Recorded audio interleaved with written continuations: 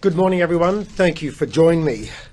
I'm joined here today by the Director General of Health, Dr. David Russell-Weiss, the Chair of Child and Adolescent Health Services, Dr. Rosanna Capolinga, and the Chief Executive of the Child and Adolescent Health Services, Dr. Aishwarya Aswath.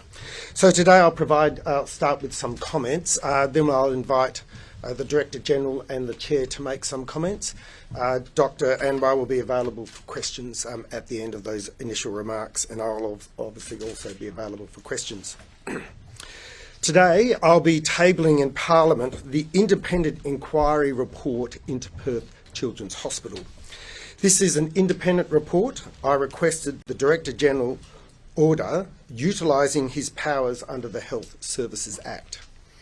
The inquiry follows the root cause analysis investigation into the tragic death of 7-year-old Aishwarya Aswath.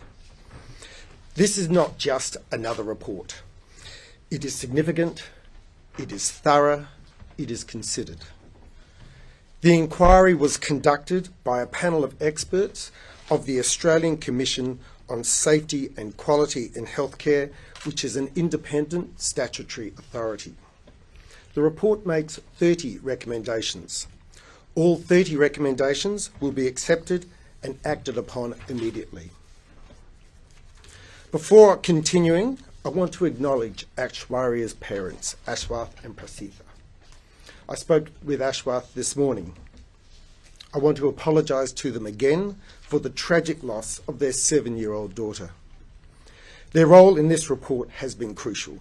They have been generous both with their time and the way they engaged with the inquiry team. It has undoubtedly been an extremely difficult experience for them. But what dominates this report is their love for Aishwarya, their commitment to honour her legacy, and their desire for answers and for change to benefit other children in the future. One of the key findings of the report notes, through the anguish of loss and despair, Aishwarya's parents became increasingly committed to honour the memory and legacy of Aishwarya by seeking to create an improved healthcare system for children. We can ask nothing more. They have not wavered in their commitment, nor has my commitment to them to do whatever is needed to improve our health system. What the report makes clear is that the board and the hospital must continue to engage closely with the family, and that there is much healing to be done, and there is trust to rebuild. Aswath and Prasitha received the report yesterday from the Director General of Health. They obviously want to take time to read it and to consider it, and I've been told that they will make a response when they are ready. But in the meantime, could I ask that their privacy please be respected? I also want to acknowledge the staff of the Perth Children's Hospital. The tragedy continues to be felt deeply at PCH and indeed across the entire health system. The inquiry team noted that they interviewed many healthcare professionals at the hospital who were profoundly distressed by the death of Aishwarya and the unimaginable loss being experienced by her parents. The staff at Perth Children's Hospital are incredibly hardworking and committed team of professionals. Families should be confident that they will always receive the very best of care. There have been many changes at PCH following Aishwarya's death. There are more changes to come. This report is not the end of the process. This report will shape the future of PCH and the healthcare it provides to the children of Western Australia. As I said, the report was given to the family yesterday. The Director General of Health and the independent inquiry lead then spent time at their home to discuss it with them. This morning, the inquiry lead also conducted 2 briefings about the report to the PCH executive team and the staff at the emergency department. This afternoon, there will be a briefing for all staff at PCH. The full report will be released this morning. You will also receive a copy of it, and it will be published online. The inquiry lead, Emeritus Professor Les White, who is in Sydney, will be available to brief the media at 1 p.m. and the report will be tabled in Parliament at 2 p.m. I just want to briefly revisit the process leading up to today. Aishwarya died in the emergency department at Perth Children's Hospital on April 3rd. The coroner has confirmed the cause of death was organ failure due to sepsis. Deterioration from sepsis is rapid and unpredictable, particularly in children. It can be difficult to diagnose. There will be a coroner's inquest into her death, but in the first instance, the hospital was required to conduct a root cause analysis to investigate the circumstances surrounding Aishwarya's care and to identify opportunities to improve care in the future. The independent inquiry praises the RCA team for the thoroughness of their original investigation despite conducting their analysis in a shorter timeframe than normal. The actual wording in the inquiry report says, the inquiry team found the conduct of the RCA by the panel to have been robust and diligent, with a highly rigorous examination of the factors that may have contributed to this tragic death. The RCA made a series of findings and 11 recommendations. These recommendations focused on areas such as parent escalation processes, sepsis recognition, the emergency department, workforce and management.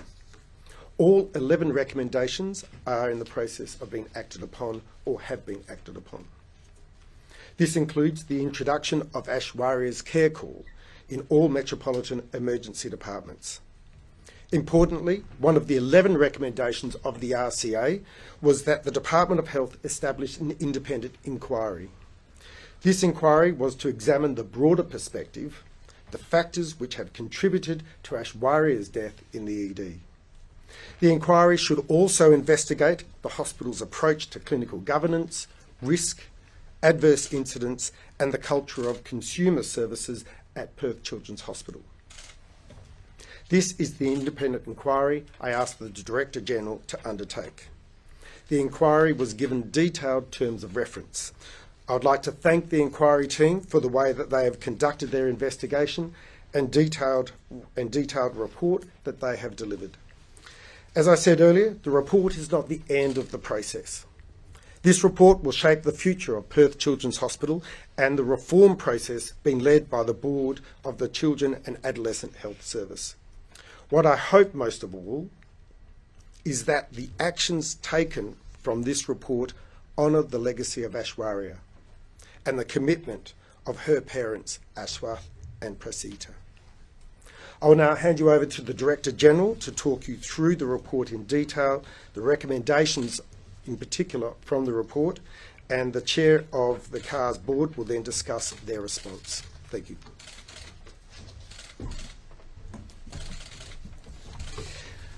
Thank you, Deputy Premier, and good morning.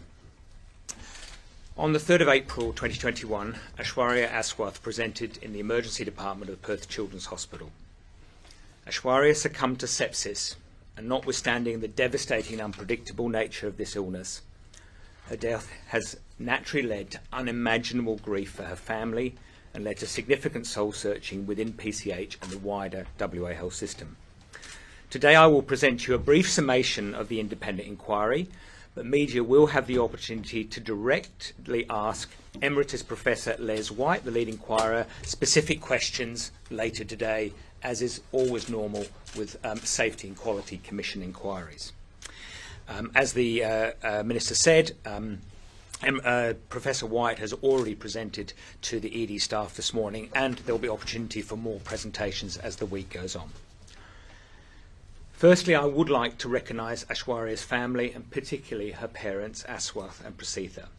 I've met with them now on 3 occasions since the devastating loss of their daughter. Together with Professor White, although he was on Teams, I visited them yesterday to discuss the report and its findings. As a parent myself, I cannot imagine the grief that they have felt and will continue to feel at the loss of a child. We have heard their anguish and despair regarding how they felt and Aishwarya was treated in April this year. I'd like to thank them personally for working very closely with the inquiry team and the Department of Health to give their heartfelt insights and feedback to the inquiry team, and to working with the department in parallel to ensure improvements are put in place in our hospital system, which will also honour Aishwarya's legacy. No words can heal the loss of a child, but I make a public commitment today that we will ensure that we will learn from Aishwarya's passing and improve our systems so no other family experiences similar circumstances. Conducting the root cause analysis, implementing the root cause analysis recommendations, and now conducting the independent inquiry was the start. Implementing the inquiry's recommendations will be the next step, and I'll now take you through a brief summation of the inquiry. The root cause analysis was conducted in April-May this year, and then I initiated an independent inquiry under Section 183 of the Act. The inquiry was conducted by the Australian Commission of Safety and Quality in Healthcare and had a panel led by Professor White, but a panel including paediatrics, emergency medicine, nursing, psychology and the management of hospitals. The family's advocate was provided as a contact point for Aishwarya's parents and worked very closely with the panel to ensure their views were heard. Members of the inquiry team met with Aishwarya's parents, Aswath and Prasitha. These meetings occurred on 6 occasions by video conferencing due to the travel disruptions because of COVID-19. It is fair to note that the ongoing COVID-19 pandemic made the inquiry slightly more challenging and a bit longer because everything needed to be done by teams. Whilst it would have been ideal to have the inquiry team here in WA, it just wasn't possible. And the panel, Aishwarya's parents and all those from PCH interviewed have adapted to these challenging circumstances very nimbly. In addition, the terms of reference were far-reaching, and it was important to give the inquiry team time to finish the inquiry, to do it, as the Minister have said, thoroughly. These meetings provided the inquiry team with the opportunity to listen and learn from the family's distress, concerns and specific complaints, as well as to share the findings of the inquiry as it progressed. The inquiry team identified that, notwithstanding the findings and recommended improvements, PCH is an excellent hospital whose safety and quality is comparable to peer children's hospital across Australia. The inquiry found that staff were impacted by Aishwarya's death and its aftermath and by the volume of hospital activity which we have all seen. The inquiry found that PCH staff to be dedicated and committed to their work. In response to the workforce issues identified by the ICA, PCH had already commenced on a placement of nursing personnel in triage and waiting areas, and enhanced and improving protocols remains their priority. The recommendations made by this inquiry today will further strengthen the work. The inquiry also recommended the rollout of care call system in ED. This initiative, honouring Aishwarya's legacy, is called Aishwarya's Care Call. Pink telephones have been installed in all metropolitan emergency departments to allow parents and patients to escalate clinical concerns if they are still worried after speaking to a staff member in ED. The inquiry team also found that several reforms have been undertaken since 2018 to identify and address workforce concerns and factors influencing low morale and to foster a value-based organisation. As the RCA did, the inquiry also highlighted significant issues, including the rapid and unpredictable effect of sepsis and how quickly children can deteriorate from this devastating condition. Sepsis recognition pathways were challenging, although it was recognised that PCH staff themselves were working on a local sepsis guideline after a national collaborative process was not successful. Secondly, parental issues and concerns and how these were handled once escalated within the PCH ED environment. The new PCH ED being larger, requiring more staff to manage. Major and significant increases in ED presentations, particularly between October 2020 and January 2021, that could not be remedied in optimal timeframes or to the level required in ED. ED staff being exhausted and geographically isolated from the rest of the hospital, and difficulties with escalation of certain matters through the PCH organisation were found to be challenging. Staffing recruitment issues, something that was found right across the system at that time and still persists today, but especially in nursing recruitment, being significantly challenged during the time between October and December or January 2021. This time preceding Aishwarya's presentation to ED, and that was compounded by the COVID response pressures and the ensuing disruption of staff moving around. Also, the management of the RCA report, which did step outside normal practice, and the APRA referrals, which also rekindled some historic tensions between the clinical workforce and executive management team. But importantly, the inquiry did note that PCH had been on a path of improvement in morale, cohesion and engagement, but this was severely tested by the COVID-related challenges in relation to recruitment and an unseasonal but major increase in ED demand. The inquiry recommends restoration of healing and trust with the board, executive and staff have already been embraced. In relation to culturally and linguistically diverse communities, the report outlines the Aishwarya's presentation and time in ED and the attempts by Aishwarya's family to raise awareness of her declining condition. Her family shared their concerns to the inquiry panel regarding their culturally determined propensity not to be assertive and apply pressure to staff despite their fears. A key recommendation of this report is for a progressive approach to the development, implementation and monitoring of capability strategies for cowed communities. This work has already commenced, with information how to access Aishwarya's care call available in multiple languages. In relation to sepsis, the inquiry acknowledged the difficulties in recognising sepsis and the well-described and published capacity for this organism to cause extremely rapid deterioration after periods of relative stability, especially in a child. It is pleasing to confirm that PCH has now enhanced the sepsis pathway they already started and enhanced trigger tools to assist clinical staff in more rapid identification of this organism. Importantly, PCH is providing statewide leadership in the rollout of these paediatric sepsis pathways across all WA public hospitals. In relation to the recommendations, the report has 30 recommendations. Broadly, I won't go through each one, the recommendations cover the following themes: the needs for health services to meaningfully engage and partner with consumers in the safety and quality of the care we provide. The need to recognise parental input and to ensure robust care escalation processes across all WA hospitals. The need to strengthen clinical governance processes, including further education on clinical incident management and learning from these. The need to ensure adequacy of nursing and medical workforce supply. The need to improve the physical capacity of the PCH ED, improve patient flow processes across the whole hospital, and the need to streamline the organisational structure with better engagement between ED, other service departments and management, the need to better understand the address of CALD, patients and their families, and the value of information sharing and collaboration between paediatric hospitals.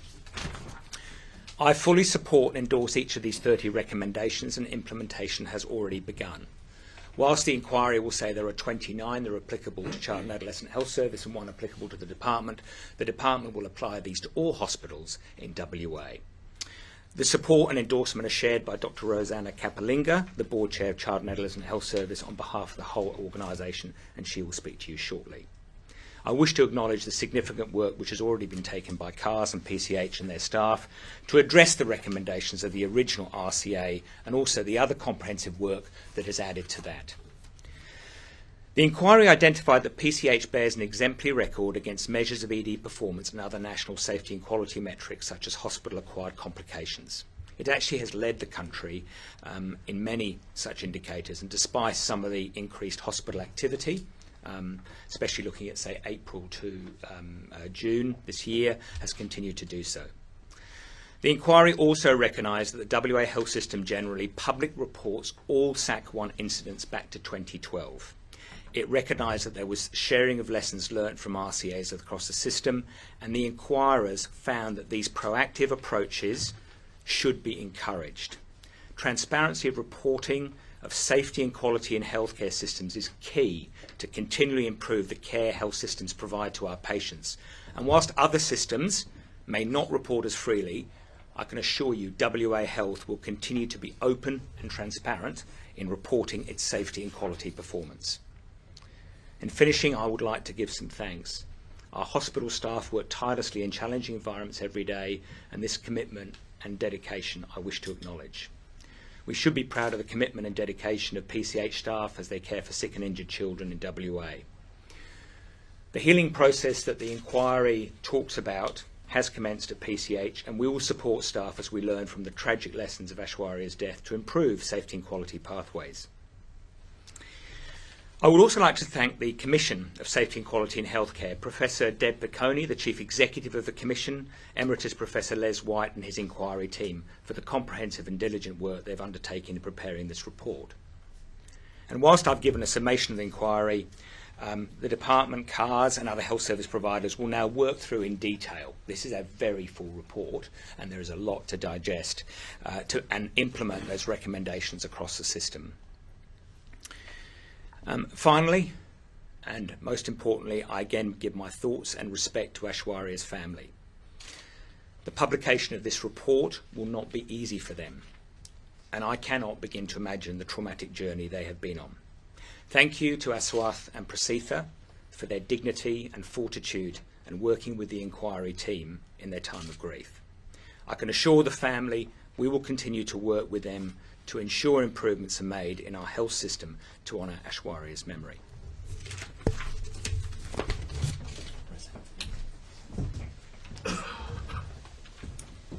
Good morning.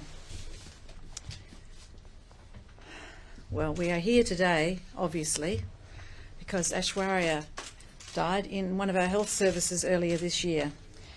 And as a mother and as a doctor, I can only try to understand what that family has been experiencing and has experienced since that time with the loss of their daughter, sister, their loved one.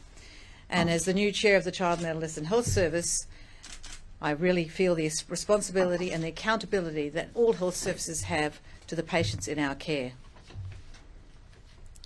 I can only try to reassure the Aswath family that the loss of Aishwarya weighs heavily on each of us in the Child and Adolescent Health Service every day, and certainly at the board, her name is spoken at every meeting, at every quality and safety meeting. We remember Aishwarya and the lessons we need to learn from what happened on that particular night. On behalf of my colleagues, I commit today that Aishwarya's legacy will be one of better health care for all West Australian children. We have already started that process. In the recent weeks, that independent panel of health professionals has examined events which occurred not just on the night of Aishwarya's death, but along with the underpinning factors across the CARS health service that may have contributed to what happened that night. This is not an instance of blame, it's an instance of collective responsibility and understanding the responsibility of a health service in its entirety, staffing, quality and safety, infrastructure, everything in between when it's looking after a patient in our care. So I'd like to thank that independent panel for the report released today, and I commit on behalf of the Child and Adolescent Health Service to make every change recommended. We accept the report and all the recommendations.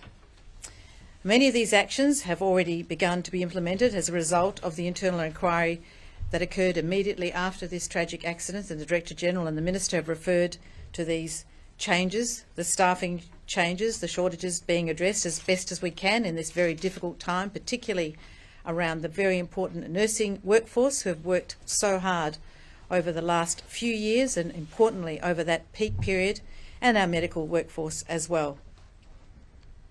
We've looked at the redesign of the ED, and if you go there now, the walls are being knocked out and things are being changed. So you can see that there are events that occurred in the planning of that emergency department many years ago that brought us to a point, a configuration of all these events that resulted in the outcome that we saw that day. So we have work to do to correct things from a long way back going forward.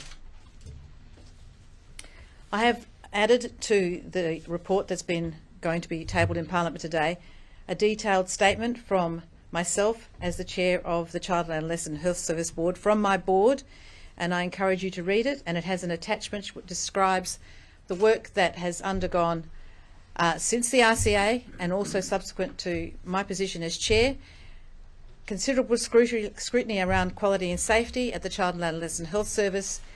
We have to learn every lesson along the way in order to make sure we don't repeat any of those gaps in care or in safety or in understanding or in communication or in culture in our health service that will allow another child to have any kind of adverse outcome. In addition to that statement, I think we all acknowledge that on the night of Aishwarya's death, she was a very sick little girl with a very severe sepsis, a potentially fatal sepsis, and perhaps we did not give her the care that she needed at that particular opportunity. So we have heard the Aswath family's distress, as the Director General has said, concerns, their specific complaints, their anguish, their anger. We acknowledge that they experienced a lack of urgency, a lack of communication, and a lack of compassion. We know that they were not heard on that night, and they felt so unsupported after the loss of their daughter. So, we know our service has to do much better. We have to be inclusive and responsive. We must honour the memory of Aishwarya and deliver the very best of care that we can. We know that this tragedy and today's findings in the report will cause concern to other families in the community. The Perth Children's Hospital and the Child and Adolescent Health Service is the centre point of care for children, the tertiary quaternity centre point, specialised areas where parents and families cannot go elsewhere. We need to rebuild the confidence of our people in the Child and Adolescent Health Service. And I commit to you that we have already embarked very firmly on that journey and are a long way in. But it is a journey that continues. There is no conclusion to this. The journey for quality and safety and for best outcomes in healthcare is a continuous one, and no doubt we'll have lessons to learn in the future as well. But we are determined and have demonstrated to make change and more change. I won't list them all. As I said, they're there in the attachment, and the Director General has clearly pointed to many of them. But Aishwarya's family need to know that we have heard them very clearly this time. We may have failed hearing them on the night, but we are committed to honouring Aishwarya's memory, because we will deliver better health services for children, all children in Western Australia. So that legacy of Aishwarya started on that very night in the Perth Children's Hospital ED. Thank you. Questions from the Minister? Thank you very much, everyone. Any questions? Minister, the report, I believe, does make mention of the fact that the root cause analysis wasn't endorsed by the Child and Adolescent Health Service Executive, and that made things worse for the family. Is this report accepted and endorsed by the Executive, and was that a mistake not to endorse the RCA? Yeah, so the RCA was, all the recommendations from the RCA were endorsed by the Executive and the Board, and that's why they've been implementing the recommendations of the RCA. I think there was some concerns with regards to aspects of it. Well, all the findings and recommendations were endorsed. I think there were some aspects of it which they thought needed clarifying, and as a result of that, didn't endorse the actual report. But all the recommendations and findings were endorsed and have been carried out. And the second part of your questions with regards to this, I don't think they've had an opportunity to formally endorse the report, but you've heard from their leader and their chair just now, and I'm sure they'll be more than welcoming of this report. So do they endorse the RCA report now? Look, I don't know if they. Can we ask? Well, the yeah, CCTV you'll have that report? You'll have plenty of opportunities. This says that most notably the absence of the executive team endorsement was an issue for morale at the hospital, for the family, and for others. Was that a big mistake to not endorse it? Have you finished? Yeah. Okay, good. Okay, so look, the endorsement of the RCA report, I think, undermined the trust that that existed at the time. The actual, whether the report itself was endorsed was perhaps immaterial in terms of whether they adopted the recommendations from the report. Obviously, the board has had opportunity, as has everyone, to reflect on this particular incident, what it meant for that family on the night, and what it means for the hospital going forward.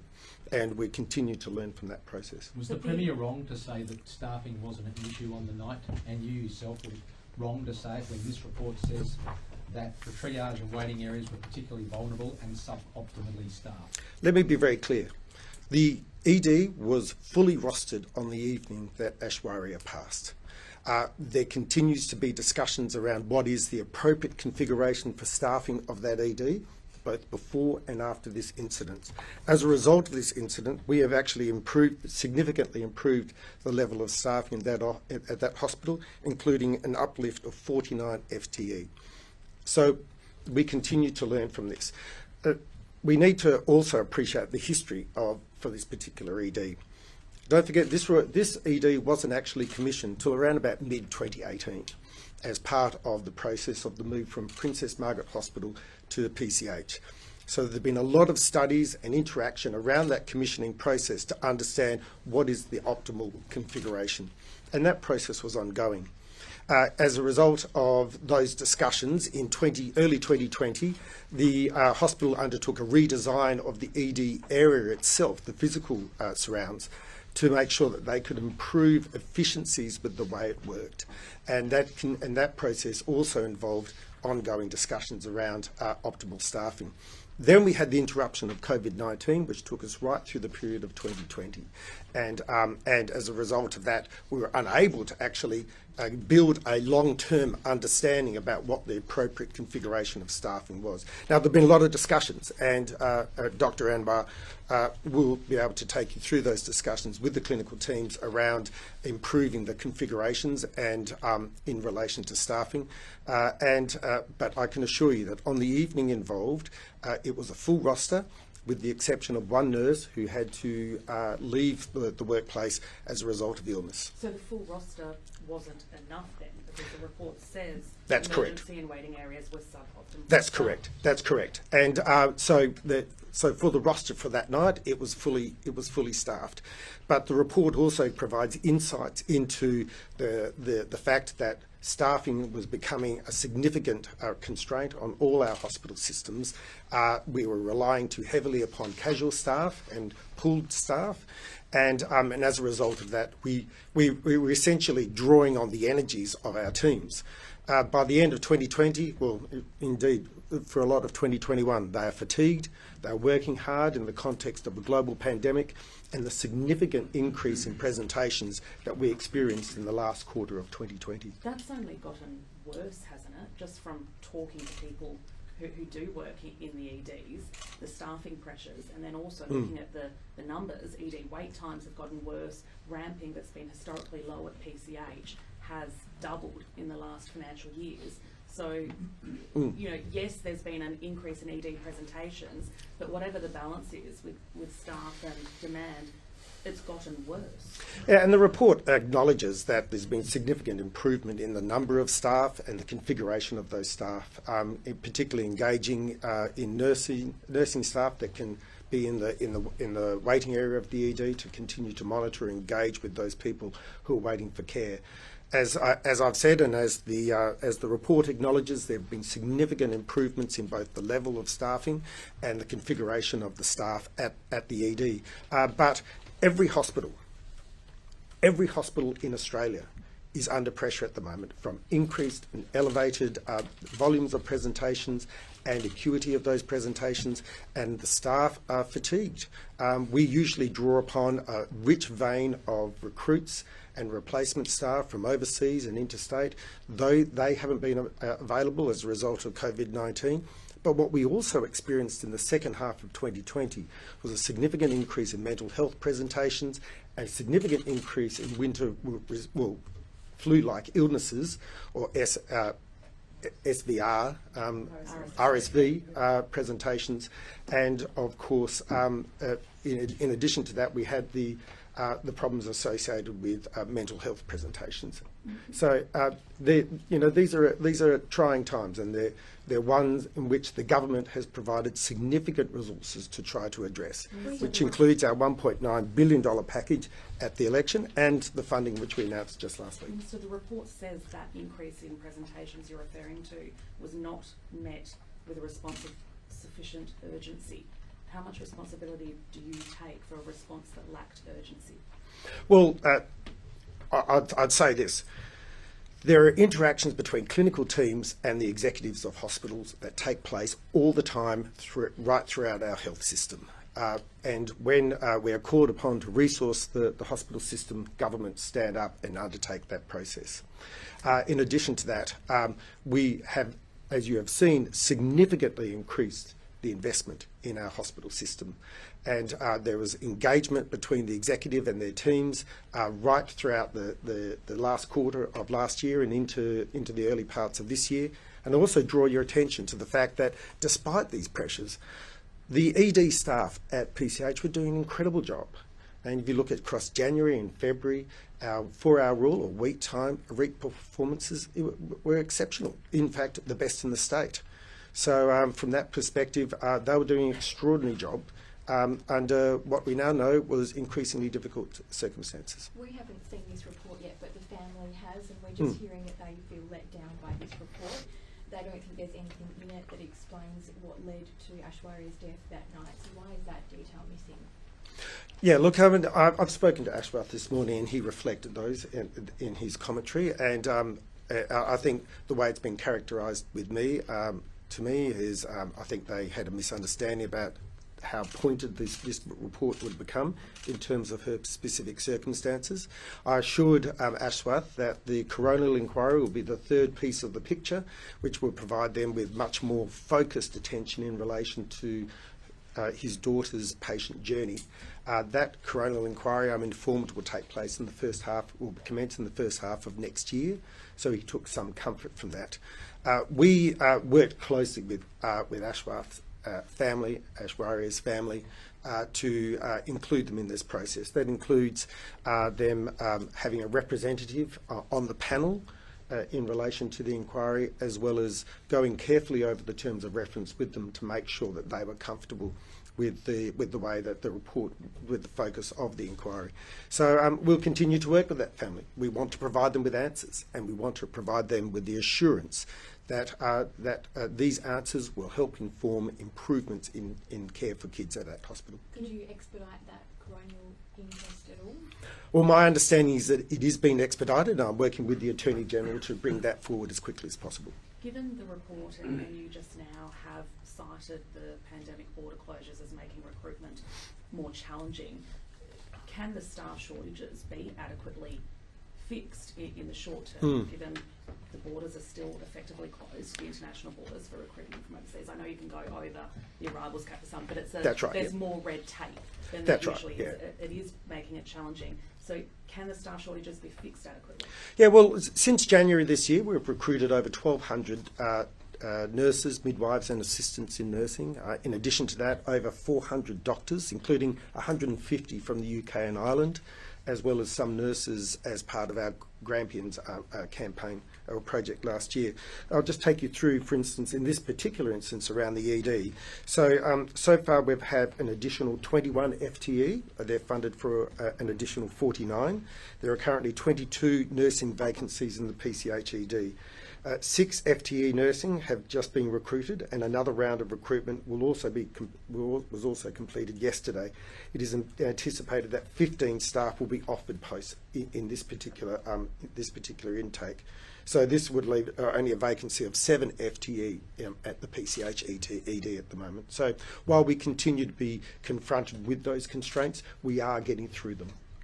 Were any of the staff that were referred to APRA interviewed during this inquiry? Look, Hamish, you'll have to ask the inquiry lead on that when he presents to you at 1 p.m. today, but I assume that they were, yes. On that, my understanding is they weren't. Okay, And yeah. so how does that sit with your assessment of this inquiry as significant and thorough? Well, I believe it is very significant. It is very thorough. This is the national statutory authority for examining quality and safety in our hospital system. They are experienced physicians and clinicians, and I'm very confident of the report. Even though they didn't interview the nurses who assessed Aishwarya that night? Look, I will be meeting with the inquiry lead after this press conference. He's obviously met with the family yesterday, with ED, executive and general staff this morning. We can discuss those matters. Is that process still ongoing, the APRA process in relation to those staff members? I believe so. The family would like the CCTV footage. In the interest of transparency, why not release that? Yeah, look, this is one of the trickier aspects of this process. The family requested that under FOI. I believe, following advice from the state solicitors, that was withheld as part of that FOI process. Although obviously there's still a long way to go in terms of the coronial inquest. The family have appealed that process, and obviously they're entitled to do so. I should just add that we've invited them to view the CCTV footage. And but they've, I think, to date, pushed back on that particular offer. But I'm very keen to see that process run its course. Personally, would you support the release of that for them? Well, I certainly support the fact that they should be able to see it, absolutely, and that offer's been made to them. Why shouldn't it be released to them? Well, look, Gary, I'm not familiar with the FOI process or the legal ramifications of these things. It's just processes put in place, but Yeah. as the minister, you could sort that, straight ahead. Well, no, I'm advised by state solicitors. Well, not me. I'm not.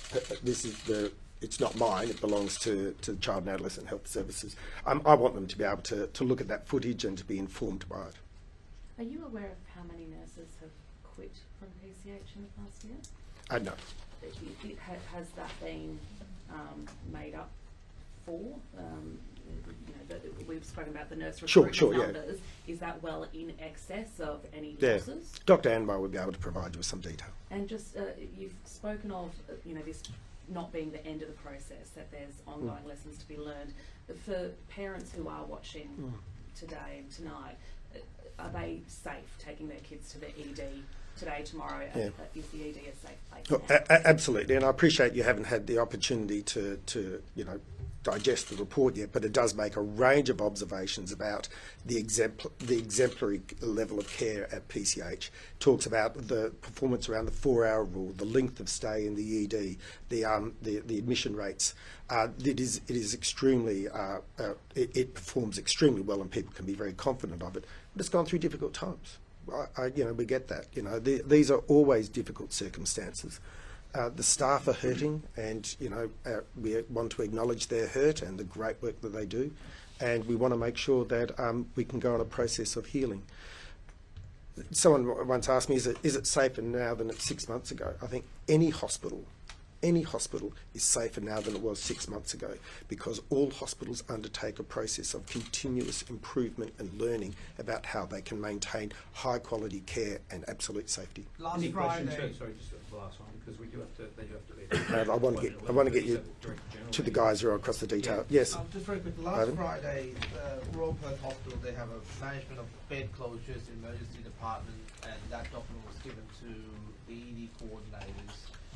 They were measures for AM shift, PM shift, and night shifts, and they were saying that after all avenues have been explored for staffing and must be approved by executive director.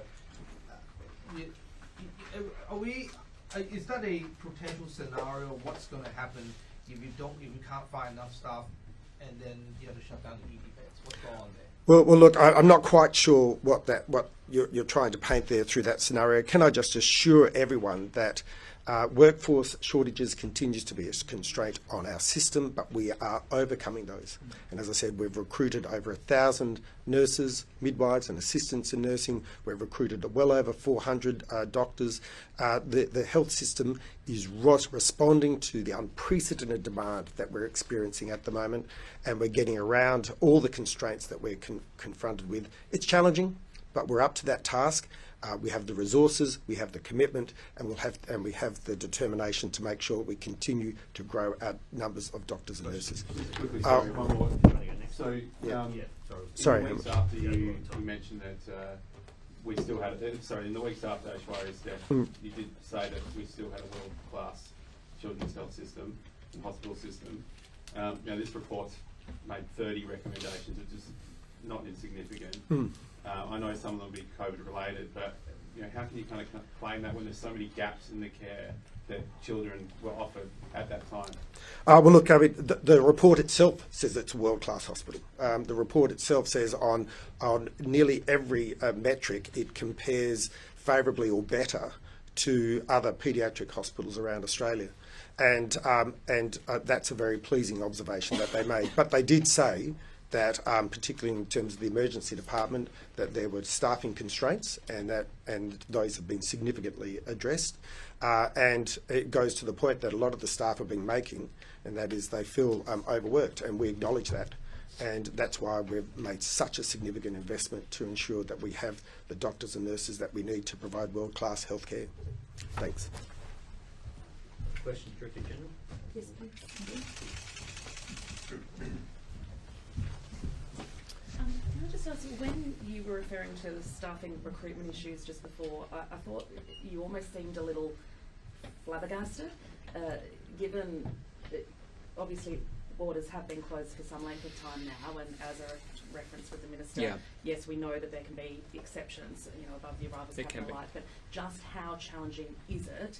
If the border was down tomorrow, would that fix the staffing crisis in our hospitals? I don't think it would fix the staffing crisis in our hospitals, because I think everywhere around the world is looking for more staff. Everywhere in Australia is looking for more staff. We have seen improvements this year. We are seeing vacancy rates go down. We've seen a huge push from casual to permanence. We've got an emergency access program now that has been in train for 6 months, where we are looking at a number of strategies to reduce the pressure on our emergency departments. The three ones I concentrate on are capacity, workforce and long stay. And workforce, we're trying everything, and we have seen improvement. The health service providers are doing all that work. So the health service providers do their own recruitment. We've got a new recruitment campaign. We've brought on many, many more, double the graduate nurses and midwives than we did before. And we're also giving the health service providers approval to go above their usual staffing. Now, in certain areas, I don't want to gild the lily, certain things are challenged. So in midwives and theatre nurses, we do have some, as an example, we do have specific challenges. But I can assure you I feel much more comfortable, more comfortable now than I did 6 months ago, certainly than I did 12 months ago on staffing. And we will continue to work to get the staff in, not just internationally, but nationally as well. We're seeing we had quite a lot of hits on our international recruitment campaign, and we also have had a number of inquiries from over east to come to the west. Well, what have you learnt through this independent report, I guess, that's different to the internal report? Look, one, it's independent. It comes from a safety and quality lens, and that's where you always have to come from. In 2017, I commissioned a report myself, not because of an incident, but done by, again, an independent reviewer who is an expert in safety and quality, because there is nothing more important than we do than care for our patients. So what have we learnt? We've actually learnt a number of things. There's a number of recommendations in there. We have learnt that sepsis is hard to diagnose, and we need to put everything in place, led in many ways by Perth Children's Hospital, to make sure that every child and even every adult with sepsis has their best chance. We need to make sure, the one thing I have, we need to make sure that we're compassionate. We're compassionate at all times. And that's not just talking about emergency department staff, it's talking everywhere within the health organisation, from the department right the way through to other health services. We have actually learned that we need to be engaged with culturally and linguistically diverse groups. So rather than go through the recommendations, there are a whole suite of recommendations. We don't actually feel, we will embrace these. We feel these are going to be reasonably easy to do, and we will be measuring. The Minister will hold me to account and will hold the boards to account in making sure those recommendations are enacted. But I would say the inquiry has also found that the WA health system reports transparently, more transparently than many others, and they encourage that, and I want to continue to do that. I want to make sure we continue to learn from anything that happens in our system, and our care is better this year than it was last, and better next year than it is this. The Minister's mentioned extra funding for increased staff, Yep. and beds, etc. The $1 billion in the budget, $400 million more recently.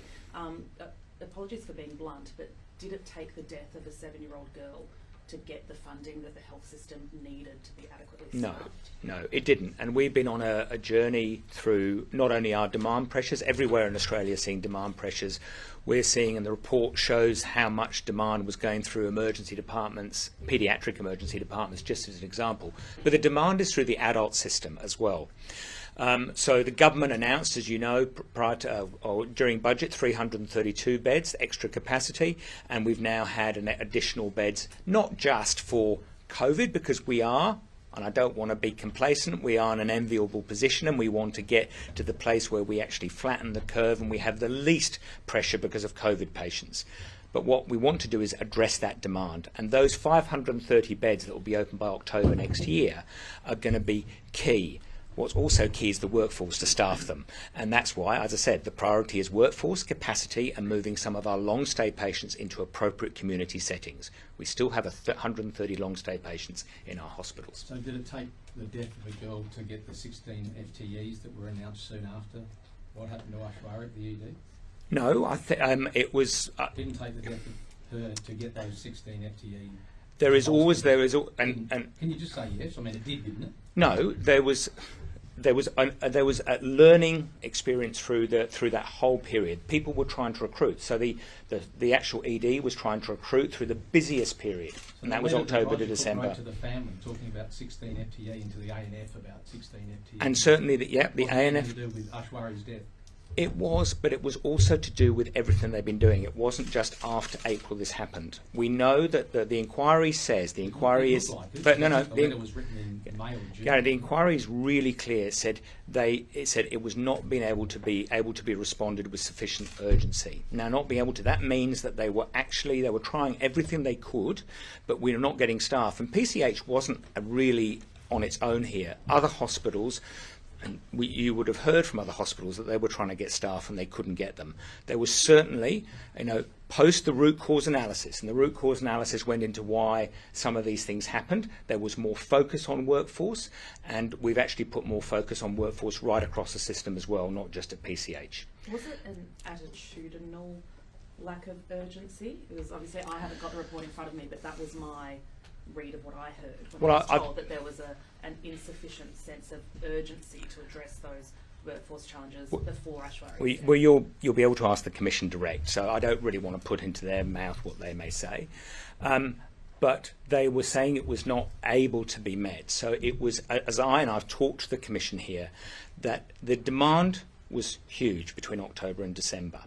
The level of PCH nursing staff at that time was very challenged anyway. That made it much worse. And whilst the hospital was trying to recruit staff, it was not keeping up with demand. So it was not keeping up with a level. That's how I read it. And if we'd actually been able to keep up with that level between October and December, it would have been better for the PCH ED. You'll see in the report that the actual ED, while it was high, the ED actual presentations fell between January and March, but was still high. So I can't tell you exactly what the hospital was doing at that time, but what I can say, every health service was trying to recruit, not recruit hopefully from each other, but recruit staff to that. And there have been major inroads over the last 12 months. Can I ask, in your opinion, because we've heard that the challenges of diagnosing sepsis and the sudden onset of sepsis, if the workforce and not the roster, but if the roster had been greater and the workforce had been increased at PCH, could Aishwarya have been saved? I can't answer that, and the inquiry I don't think can answer that either. As the Minister has said, the Coronial may provide more answers in relation to that. What we can say, in the inquiry you're going to be talking to a paediatrician, you're not talking to a paediatrician here. The paediatrician will be able to talk to you about sepsis, and it is well known that it is actually very difficult to diagnose, and that's why PCH put in these parrot charts, and we're now up to version 3, because they are sometimes difficult to diagnose. Kids with this, or even adults with this. But what I would say, and it has been, we've listened to the family, and the family has said they didn't get the attention they needed, and they didn't get. Done in Aishwarya's case, were they? The tests were done, yeah, and because it goes to that diagnosis of sepsis. And I think rather than me answer that, ask a paediatrician who is obviously an expert in this. So it seems like staffing issues were caused largely by COVID. There was sepsis issues in diagnosing the sepsis. All along, you guys have been pretty careful not to assign any blame. But why? So why were these 2 nurses and a doctor, I think it was, why were they referred to APRA? So under the Health Services Act legislation, Section 146, we have a low threshold of referring, and you can look at that, of referring, or health services have to refer. Now, clinicians in, for example, those circumstances, and I'm not going to talk about those individual circumstances, and I understand clearly the distress it's caused in PCH, and I said that this morning to the staff. One of the recommendations from the inquiry, which is recommendation 9, is for the department, and it's to be much clearer rather than seek legislative change, which will take time. It says you've got to be much clearer in relation to what is done through a root cause analysis and what is done in relation to reporting of practitioners to APRA. And we've taken that on board, and we're providing policy advice to make sure it is easier. But we do have the health system, public and private, do have a responsibility to refer. What I would say is that, and I said this morning, that all of us, including the family, we hope, and also the staff, are on a process of healing, and we want to reach out to all staff because we understand this has been extraordinarily distressing for everybody. But there are... Yes, Doctor, am I able to Yep. answer a couple of questions? Yeah, just quickly. I do have another question. So obviously the report talks about not endorsing Yes. the RCA. What do you say to that decision? Okay, can I just make a couple of comments first, and I will absolutely answer that. Firstly, I just want to reiterate the words that have been expressed before. I absolutely acknowledge that no words can either capture or heal the devastation that is the loss of a child. And I want to acknowledge the devastating impact that's had on Aishwarya's family and her loved ones. The aim of the independent inquiry from our eyes was to provide us with learnings, a way forward to make sure that each and every day we become a safer organisation for children and families. For it to genuinely have an impact, we have to absolutely accept each and every finding that is embedded within it and take lessons from it. So we, at the time, felt that some of the processes, the compression of some of the processes had an impact on the RCA. They would normally have had longer time. They would potentially have had an opportunity to interview more individuals. And lastly, we were very, very concerned as an executive team that we would be seen as censoring the report, because under normal circumstances we would talk to the investigating team and make sure that the report has a degree of consensus across the organisation in identifying issues and putting forward recommendations that would make a real and tangible change to the quality of care. For fear of being perceived as censoring the report, but without the ability to feed back on it, we allowed the report to go in an uncensored, untouched version to the Department of Health so that they could judge us accordingly. The report says that that decision was not the right one, and we have to accept that. It wasn't the right one. The intentions may have been right, but the impact was not as was intended. The intention was to provide assurance that that report was unadulterated, that management had not manipulated it, and that there was no protectionism going on. The reality is, though, that the message that was received was very, very different. So do we regret it? Of course, because the impact was negative. Was the intention malaligned? Absolutely not. And I hope that answers your questions. That's it. What about the suboptimally staffed line in there, which seems to counter what the Premier and the Minister kept telling us? Yeah, so the report, I mean, the report's an extensive one, and I also fear putting words into the mouth of the inquirer that I know, and I know. Was it suboptimally staffed? The roster on the night matched, the number of staff at the night matched the roster that was present. What the report does highlight, that provision of high quality care relies on a huge range of factors. It highlights its dependence on staff training. It highlights its dependence on supervision. It highlights its dependence on experience. It highlights the impact that geography and culture have, and it also highlights the need for an organisation to pull together as a whole in order to make that patient experience and that patient journey maximally safe. Yes, And I don't want to give you a reductionist answer that do you agree with point 1.11 that says the triage and waiting areas were particularly vulnerable and suboptimally staffed? Do you agree or not?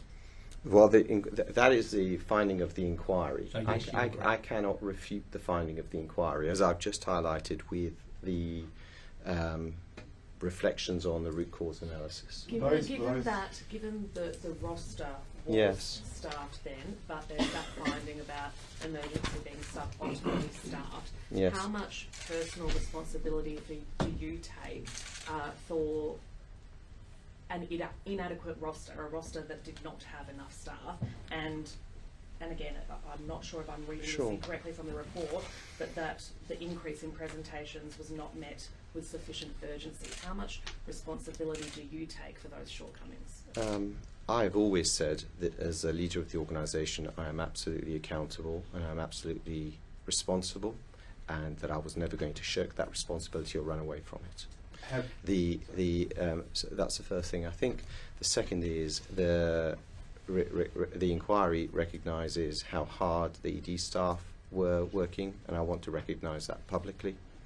Thirdly, the inquiry recognises that the ED staff were not passive and escalated concern, and I want to recognise that as well. But the inquiry also says that there were some real challenges for the organisation to meet the challenge that was escalated. And those challenges that have been articulated over and over again and again, I fear putting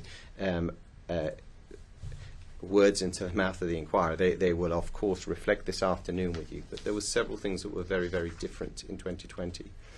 First is that PCH as a new hospital has not had a typical year. In the first year we moved in the second year we had pandemic, and in the third year the pattern of presentations, which we remarkably predictable, almost to the child per day, were completely disrupted. The first is that a winter virus, RSV, presented in a quantum and in numbers that we hadn't seen before, and very, very acutely. The second is that the number of individuals, children and families affected by mental health illness was significantly high, and this had a real impact on the bed base and how it was used. So we know that, for example, and I've said there isn't a real pattern, but the year before we sort of had an occupancy at Christmas that ran about 76 to 82%, with about 118 beds occupied. By December 2020, what was traditionally would have been a quiet time was extremely busy, and we had to divert and introduce additional staff into the bed base in order to try and get rid of the access block that you have been talking about today. So there were some very difficult choices to be made. And then there were some drivers around staffing, which were really difficult to address as well. So the report does not suggest that we were blind and deaf to the concern. In fact, there were a whole range of activities that were going on each and every day in order to try and mitigate risk. But that our ability to do that was undoubtedly hindered. And yeah, sorry. The access block has gotten worse since then, hasn't it, from the figures? We have changed. There's an interesting commentary around how the bed base is operated out of hospitals. So traditionally, what we have done in hospitals is run the bed base as small as possible. When there's an increase in demand, we have brought staff in acutely to help support that. What COVID has taught us is that traditional method of running hospitals is not viable. You cannot rely on a workforce that is sitting out there that you can draw into the hospitals as and when demand needs it. And for us, that I think one of the pivotal changes in the way that we are running PCH is that we are opening up all beds, driving permanency, keeping staff on board, and when their demand drops, capitalize on that opportunity to ensure that people have access to leave and an opportunity to recuperate. Last question. When did you introduce the local sepsis guideline after 2017? It was unsuccessful nationally. When did PCH develop it? Mr. Adsett, I don't want to mislead today in terms of that particular time. I will come back out of session, but I definitely don't want to mislead you, sir. You don't know when you developed that? The date and introduction of that, I would have to double check in terms of absolute date. You don't know whether on the night that was used. So, yeah, okay. That's a slightly different question. So we had, as you know, we had responded and acknowledged the challenge of sepsis presenting to the emergency department. There was and that was in 2020. There was a stream of work that was enhanced and triggered in September 2020. The Parrot chart in its early version was introduced and was in play on the night that Aishwarya came. So yes, I can answer your question, but not the previous one. The rosters on that night, how did that night's roster compare to, say, a Saturday night prior to COVID or a Sunday night prior to COVID? And had they shrunk at all?